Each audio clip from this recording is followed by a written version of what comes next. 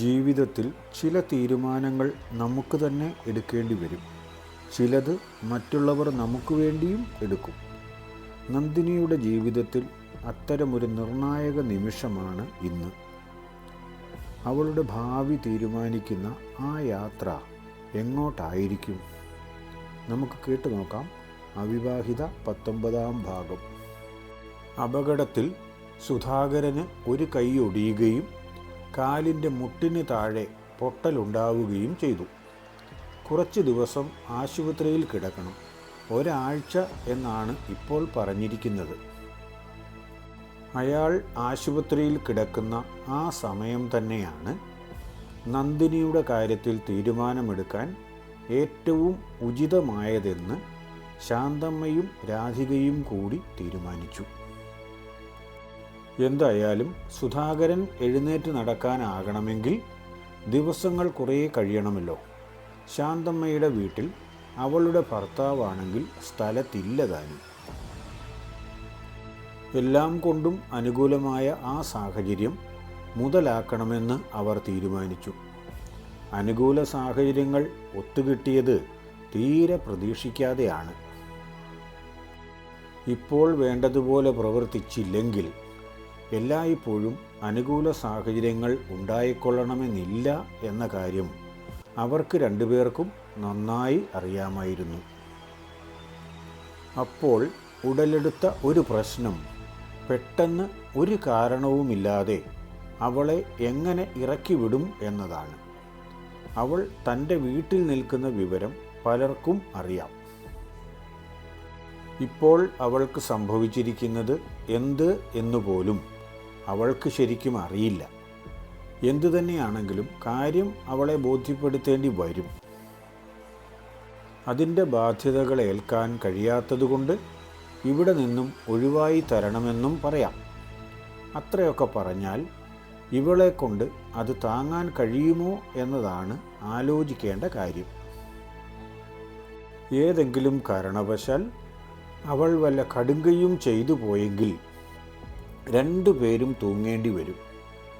ഉത്തരം പറയുന്നത് മാത്രമല്ല, നാട്ടുകാർ പലതും പറയും.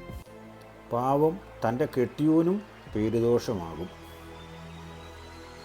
അതുകൊണ്ട് ആലോചിച്ചു തന്നെ കാര്യങ്ങൾ ചെയ്യണം. എങ്ങനെയെങ്കിലും ഇതിൻ്റെ ഉത്തരവാദികളായവരെ കണ്ടുപിടിക്കാൻ കഴിയുകയായിരുന്നു എങ്കിൽ അവരെ ഏൽപ്പിക്കാമായിരുന്നു. അതിനെന്ത് പ്രശ്നം വന്നാലും നേരിടുകയും ചെയ്യാമായിരുന്നു. പക്ഷേ അറിയില്ലല്ലോ. അറിയാൻ ശ്രമിച്ചാൽ ചിലപ്പോൾ അറിയാൻ കഴിഞ്ഞേക്കും. നന്ദിനിക്ക് കൃത്യമായ ഉത്തരം തരാൻ കഴിയുന്നില്ല. ഇക്കാര്യത്തിൽ എന്തെങ്കിലും അറിവുണ്ടെങ്കിൽ അത് വീണയ്ക്ക് തന്നെ ആയിരിക്കും. അവരുടെ അന്നത്തെ പെരുമാറ്റം തികച്ചും സംശയകരമാണ്. എന്തൊക്കെയോ സംശയങ്ങൾ അവരുടെ മനസ്സിലുള്ളതുപോലെയാണ്. അവൾ നന്ദിനിയുടെ പക്ഷം തന്നെയാണ് പറഞ്ഞത്. യാതൊരു കുഴപ്പവുമില്ല എന്ന രീതിയിലാണ് പറഞ്ഞുകൊണ്ടിരുന്നത്. അതിനുശേഷം പിന്നെ അവളോട് സംസാരിച്ചില്ല. വിശദമായി സ്നേഹപൂർവം സംസാരിച്ചു നോക്കിയാൽ അവൾ വിവരങ്ങളൊക്കെ ചിലപ്പോൾ പറഞ്ഞേക്കും. മുറ തെറ്റിയിട്ടുണ്ടോ എന്നൊക്കെയുള്ള കാര്യങ്ങൾ ചോദിച്ചു തുടങ്ങാം. ചില കാര്യങ്ങൾ ഏറ്റെടുത്താൽ ഇങ്ങനെയൊക്കെയാണ്. അവസാനം അത് തലയിൽ നിന്നും ഒഴിവാക്കാൻ വളരെ ബുദ്ധിമുട്ടേണ്ടി വരും. എന്തായാലും ഒഴിവാക്കിയല്ലേ പറ്റൂ. ശാന്തമ്മ ഒരു ദിവസം വളരെ സ്നേഹപൂർവ്വം നന്ദിനിയോട് വിവരങ്ങളൊക്കെ ചോദിച്ചു. നീ ഇവിടെ വന്നതിൻ്റെ അടുത്ത ദിവസങ്ങളിലൊക്കെ ഓരോ മാസവും നിനക്ക് വല്ലാതെ തലവേദനയൊക്കെ ഉണ്ടാകാറുണ്ടായിരുന്നല്ലോ. ഇപ്പോൾ നിനക്കതൊന്നും ഇല്ലേ?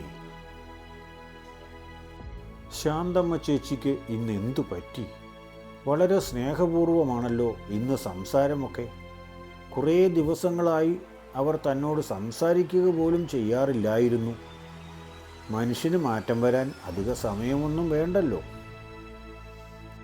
എന്തു പറ്റിയതാണെന്നറിയില്ല. കഴിഞ്ഞ മാസം മുതൽ അങ്ങനെയൊന്നുമില്ല. തലവേദനയും ഉണ്ടാകാറില്ല. ശാന്തമ്മയ്ക്ക് എത്ര നിയന്ത്രിക്കാൻ ശ്രമിച്ചിട്ടും സാധിച്ചില്ല. നല്ല ദേഷ്യത്തോടെ അവൾ നന്ദിനിയോട് ചോദിച്ചു. അതും അവളെ 2 ചുമലിലും പിടിച്ച് തൻ്റെ നേരെ തിരിച്ചു നിർത്തിയിട്ടാണ് ചോദ്യം ചെയ്തത്. അതങ്ങനെ വെറുതെ നിന്നു പോകുന്നതൊന്നുമല്ല, ന്യായമായ കാരണമുണ്ടാകണം. ഇതിൻ്റെ ഉത്തരവാദി ആരാണ് എന്ന് തീർച്ചയായും നീ പറയുക തന്നെ വേണം. നിനക്ക് അറിയാതെ അങ്ങനെ ഒരു കാര്യം സംഭവിക്കില്ല. അവൾ നിന്ന് കരഞ്ഞതല്ലാതെ ഒന്നും മറുപടി പറഞ്ഞില്ല. അതിനുള്ള ത്രാണി അവൾക്കില്ലായിരുന്നു. പക്ഷേ കരച്ചിൽ കണ്ടാൽ ഉരുകുന്നതല്ലല്ലോ ശാന്തമ്മയുടെ ഹൃദയം. അവളുടെ മുഖത്തേക്ക് നോക്കുക പോലും ചെയ്യാതെ ശാന്തമ്മ വീണ്ടും അവളെ ഭീഷണിപ്പെടുത്തിക്കൊണ്ടിരുന്നു. നീ സ്ഥിരമായിട്ട് അയൽവക്കത്ത് പോവുകയും അമ്മ ഉറങ്ങുന്ന അത്രയും സമയം അവിടെ തങ്ങിയിട്ട് തിരിച്ചു വരികയും ചെയ്യുന്നത് കണ്ടപ്പോഴേ എനിക്ക് സംശയം തോന്നിയതായിരുന്നു. സത്യം പറഞ്ഞോണം, അവൻ തന്നെയല്ലേ അതിൻ്റെ ഉത്തരവാദി? അവൻ, ആ രമേശല്ലേ നിന്നെ നശിപ്പിച്ചത്, വീണയുടെ മകൻ? നിരപരാധിയായ ഒരു പാവം ചെറുക്കനാണ് രമേശ്.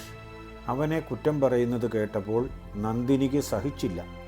താനിപ്പോൾ യഥാർത്ഥത്തിൽ നടന്ന കാര്യം പറഞ്ഞില്ലെങ്കിൽ തീർച്ചയായും ഇവർ കുറ്റമെല്ലാം രമേശിൻ്റെ മുകളിൽ ചുമത്തും. പാവം ഒരു ചെറുപ്പക്കാരൻ എന്തിനാണ് ചെയ്യാത്ത തെറ്റിൻ്റെ പ്രായശ്ചിത്തം ഏൽക്കേണ്ടി വരുന്നത്? താൻ എന്തായാലും ദുരിതം അനുഭവിക്കാൻ വേണ്ടി ഭൂമിയിൽ ജന്മം കൊണ്ടതാണ്. ആകുന്നത്രയും താൻ തന്നെ അനുഭവിച്ചു കൊള്ളാം. നന്ദിനി പിന്നെ കൂടുതലൊന്നും ആലോചിച്ചില്ല. അന്ന് നടന്ന സംഭവങ്ങളെല്ലാം ഒരു കാര്യം പോലും വിട്ടുപോകാതെ ശാന്തമ്മയോട് പറഞ്ഞു. അതിന് വീണയുടെ ഇളയച്ചൻ ഒരു ദേശസഞ്ചാരിയല്ലേ? ആ കാലത്ത് അയാൾ ഇവിടെ ഉണ്ടായിരുന്നോ? യഥാർത്ഥത്തിൽ അയാൾ തന്നെയാണോ? വീണയുടെ അച്ഛനെയും അയാളുടെ സഹോദരനെയും കണ്ടാൽ തിരിച്ചറിയാൻ കഴിയില്ല. അത്രയ്ക്ക് അടുത്തറിയാവുന്നവർക്ക് മാത്രമേ രണ്ടുപേരെയും മനസ്സിലാവുകയുള്ളൂ. അന്ന് വീണയുടെ അച്ഛൻ വേറൊരു സ്ഥലത്ത് പോയിരിക്കുകയായിരുന്നു എന്നാണ് വീണ തന്നെ പറഞ്ഞ് നന്ദിനിക്കറിയാവുന്നത്. ആ വിവരം അവൾ ശാന്തമ്മയോട് പറഞ്ഞു.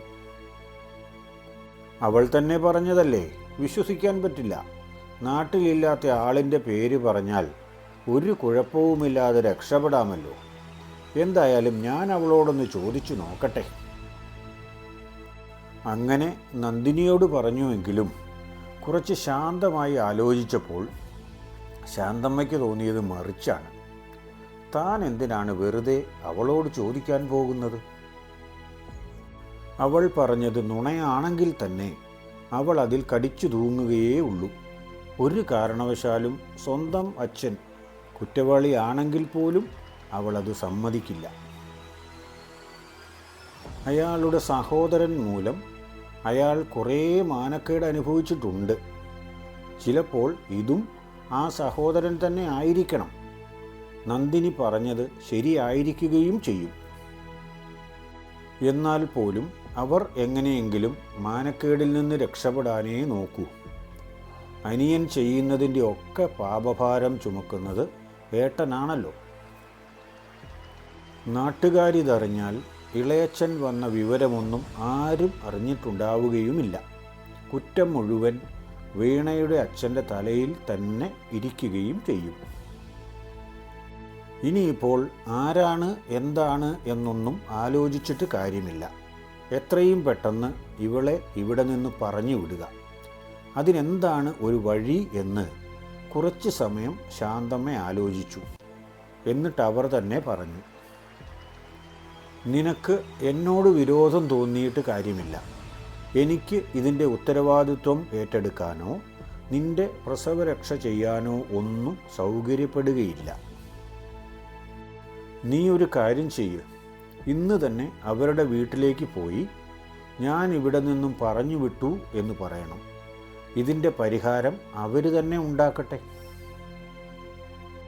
പറഞ്ഞത് മാത്രമല്ല, നന്ദിനിക്കുള്ള കെട്ടും ബാഗും എല്ലാം എടുത്ത് അന്ന് തന്നെ കുറച്ച് പണവും കൂടി കൊടുത്തതിന് ശേഷം അവളെ വീണയുടെ വീട്ടിലേക്ക് പറഞ്ഞു വിട്ടു. തൻ്റെ വീട്ടുപടിക്കൽ വന്ന് കരഞ്ഞുകൊണ്ട് നിൽക്കുന്ന നന്ദിനിയെയാണ് വീണ കണ്ടത്. ആർക്കും ആ കാഴ്ച കണ്ടാൽ ദയവ് തോന്നേണ്ടതാണ്. എന്നാൽ സാഹചര്യത്തിൻ്റെ ഗൗരവം കാരണം വീണയ്ക്ക് ദയവല്ല തോന്നിയത്.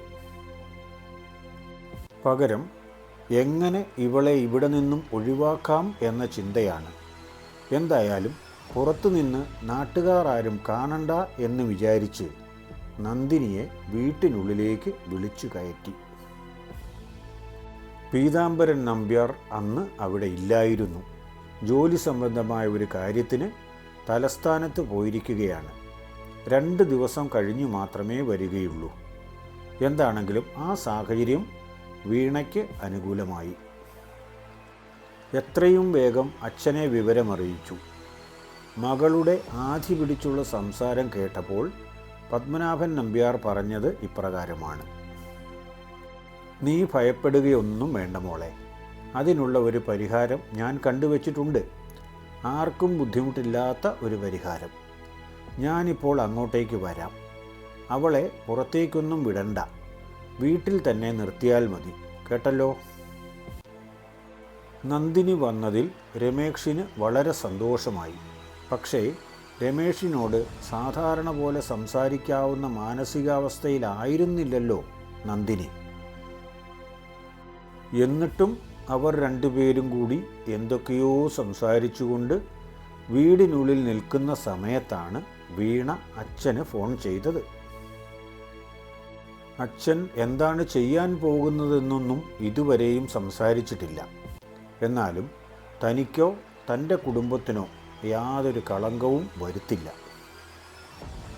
ആ രീതിയിൽ പ്രശ്നം പരിഹരിക്കാനായിരിക്കും അച്ഛൻ നേരിട്ട് വരുന്നതെന്ന് തന്നെയാണ് വീണ കണക്ക് കൂട്ടിയിരിക്കുന്നത്.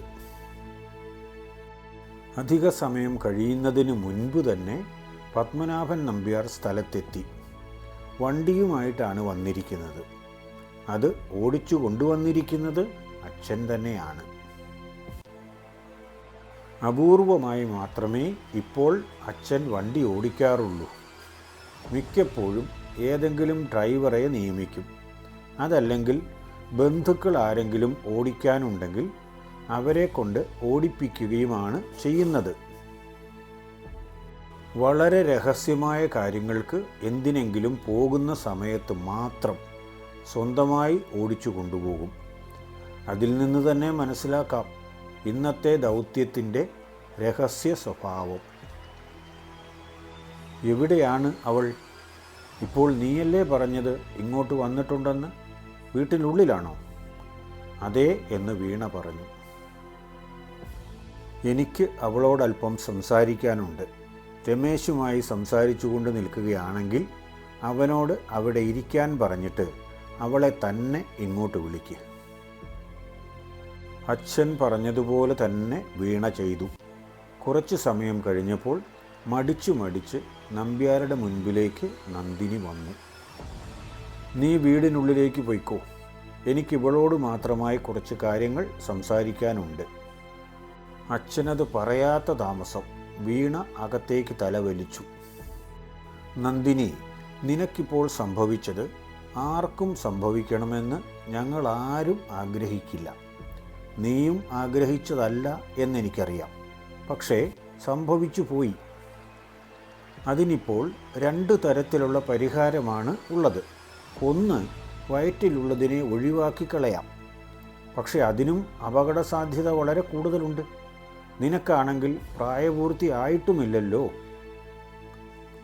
രമേഷിൻ്റെ അച്ഛൻ എന്താണ് പറഞ്ഞു വരുന്നത് എന്ന് നന്ദിനിക്ക് മനസ്സിലായില്ല. അത് മനസ്സിലാക്കാൻ മാത്രമുള്ള ബോധമൊന്നും അപ്പോൾ അവൾക്കുണ്ടായിരുന്നുമില്ല. അയാൾ പറഞ്ഞതിന് മറുപടി ഒന്നും അവൾ പറയുന്നില്ല എന്ന് കണ്ടപ്പോൾ നമ്പ്യാർ വീണ്ടും തുടർന്നു.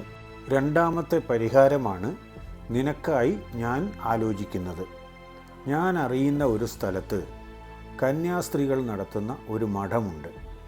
അവരോട് ഞാൻ നിന്റെ വിവരങ്ങളെല്ലാം വിശദമായി പറഞ്ഞു. നിനക്ക് അവിടെ നിൽക്കാം. ബാക്കി കാര്യങ്ങളും രമേഷിൻ്റെ അച്ഛൻ നന്ദിനിയോട് പറഞ്ഞു. മഠത്തിൽ കൊണ്ടുപോയി നിർത്തിയാൽ അവരുടെ വകയായി തന്നെ ഉള്ള ഒരു ക്ലിനിക്കിൽ വെച്ച് പ്രസവം നടത്താം. അഗതിയായ അവൾക്ക് അവരെന്നും ഒരു ആശ്രയമായിരിക്കും. അവൾക്ക് അവളുടെ കുഞ്ഞിനെ വളർത്താം. അത്യാവശ്യം ചില ജോലികളെല്ലാം അവിടെ ചെയ്യേണ്ടി വരും. അത് ഇപ്പോൾ ഇവിടെയാണെങ്കിലും ചെയ്യുന്നുണ്ടല്ലോ. അവിടെ കൊണ്ടുപോയി വിട്ടുകഴിഞ്ഞാൽ പിന്നെ അന്ന് മുതലുള്ള എല്ലാ കാര്യങ്ങളും അവർ തന്നെ സ്വന്തം ഉത്തരവാദിത്വം എന്നതുപോലെ ഏറ്റെടുത്തുകൊള്ളും. ആർക്കും ഒരു ബുദ്ധിമുട്ടുകളും ഉണ്ടാകാതെ ജീവിക്കാനും കഴിയും. ഇപ്പോഴത്തെ സാഹചര്യത്തിൽ നന്ദിനിയെ സംബന്ധിച്ചിടത്തോളം ഏറ്റവും നല്ല നിർദ്ദേശമാണ് പത്മനാഭൻ നമ്പ്യാർ അവൾക്ക് മുൻപിൽ വെച്ചത്. ഒരു തീരുമാനവും എടുക്കാൻ കഴിയാതെ ഉഴറി നിൽക്കുന്ന നന്ദിനിയെ സംബന്ധിച്ചിടത്തോളം ഒരു അഭയം ലഭിക്കുമെന്ന് പറഞ്ഞപ്പോൾ അതുതന്നെയാണ് നല്ലത് എന്ന് തോന്നി. അവൾ ചെറുതായി തലയനക്കി എന്ന് തോന്നുന്നു. സമ്മതലക്ഷണമെന്ന് അയാൾ അതിനെ കണക്കാക്കി. പോകാമെന്ന് പത്മനാഭൻ നമ്പ്യാർ പറഞ്ഞു. വണ്ടി സ്റ്റാർട്ട് ചെയ്തു പോകുന്ന ഒച്ച കേട്ടാണ് വീണ അകത്തു നിന്നും വന്നു നോക്കിയത്. അപ്പോൾ അച്ഛനുമില്ല, നന്ദിനിയുമില്ല. അവർ പോയി എന്ന് വീണയ്ക്ക് മനസ്സിലായി. തൽക്കാലത്തേക്ക് തലവേദന ഒഴിഞ്ഞതിൽ സമാധാനിക്കുകയും ചെയ്തു. എങ്കിലും എങ്ങോട്ടേക്കായിരിക്കും എന്നതിനെപ്പറ്റി ഒരു രൂപവും ഉണ്ടായിരുന്നില്ല അവൾക്ക്. നന്ദിനിയെ കൂട്ടിക്കൊണ്ടുപോയ നമ്പ്യാരുടെ യഥാർത്ഥ ലക്ഷ്യം എന്താണ്? അവൾക്ക് സുരക്ഷിതമായ ഒരു ജീവിതം ലഭിക്കുമോ? അതോ പുതിയൊരു അപകടമാണോ അവളെ കാത്തിരിക്കുന്നത്? അറിയാൻ അടുത്ത ഭാഗം നഷ്ടപ്പെടുത്തല്ലേ. ഇഷ്ടമായെങ്കിൽ ലൈക്ക് ചെയ്യാനും കൂട്ടുകാർക്കും ബന്ധുക്കൾക്കുമൊക്കെ ഒന്ന് ഷെയർ ചെയ്ത് കൊടുക്കാനും, സബ്സ്ക്രൈബ് ചെയ്തിട്ടില്ല എങ്കിൽ ചാനൽ ഒന്ന് സബ്സ്ക്രൈബ് ചെയ്യാനും മറന്നേക്കണ്ട.